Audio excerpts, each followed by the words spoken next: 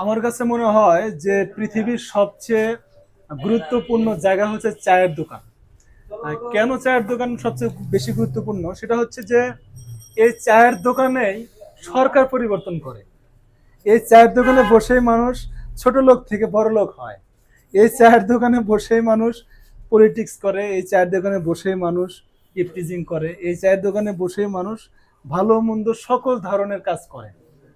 আমার কাছে মনে হয় যে আমি সোনারগাঁ শেরাটনে বসে যতটুকু আরাম না পাই, এই টং দোকানের চা খেয়ে কিন্তু আমি সবচেয়ে বেশি আরাম পাই। তোমার কাছে কি মনে হয়? চায়ের দোকানে বসে তো মানুষ মন খুলে কথা বলতে পারে, মানুষের যে কথাগুলো, মানুষের ধরেন অনেক অনেক গসিপ বলেন, যাই বলেন, এই পাড়ায় কি ঘটে গেল, রাজনীতিতে কি হলো, ক্রিকেটে কি হলো, ফুটবলে কি হলো, হ্যাঁ, এগুলো মানুষ চায়ের দোকানে বসেই বলে এবং এখানেই কথা বলে মানুষ শান্ত। এই কারণেই আমার চায়ের দোকানটাকে আমার কাছে সবচেয়ে আরামদায়ক এবং সুন্দর একটা জায়গা মনে হয়। যেটা বললাম যে এই চায়ের দোকান থেকে সকল ধরনের কার্যক্রম পরিচালনা হয়।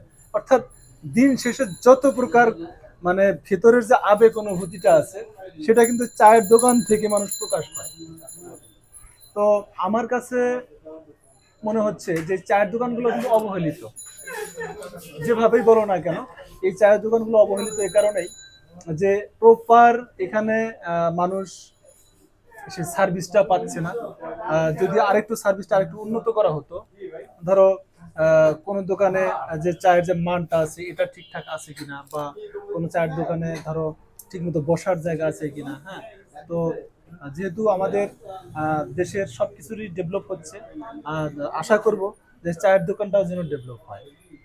যেমন আমাদের আইফোন আইফোন সিরিজ প্রথমে যেটা সিরিজ তৈরি হয়েছে, এরপরে কিন্তু 14, 15, 16 বের হচ্ছে, আপডেট হয়েছে, আপডেট হচ্ছে। হ্যাঁ, চায়ের দোকানটা আপডেট দোকানটা একই আপডেট জায়গায় হচ্ছে, আছে। একই জায়গায় আছে।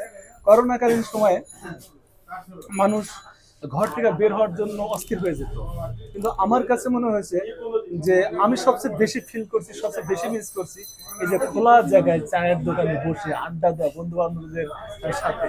এটা কিন্তু আমি সবচেয়ে বেশি মিস করছি। তো যারা যারা এখন পর্যন্ত এই টং দোকানে চায়ের দোকানে মজাটা পাননি, বা যারা যারা এখনো বসে টং দোকানে চা খেতে পারেননি, তারা দয়া করে একবার হলে পারেও চা খেতে আসবেন। কারণ এখানে বসে আরাম করে চা খাওয়াটার যে মজা, সেটা কিন্তু সোনারগাঁ সেরাটনে 5 স্টারও পাবেন না। তো চায়ের সাথে যারা একটা টা খায়, এ এ একটা কাজে তাদের কাছে কি অমীয় সুধা মানে লাগে, সেটা আসলে ভাষায় প্রকাশ করা যায় না, যদিও আমি তার অতটা ভক্ত না। তো এটা না খাওয়াই ভালো। সংবিধিবদ্ধ সতর্কীকরণ, আর ধূমপান ধূমপান স্বাস্থ্যের স্বাস্থ্যের জন্য জন্য ক্ষতিকর। ক্ষতিকর। এটা খাওয়া যাবে না, তারপরেও মানুষ খুব আরাম করে খায়।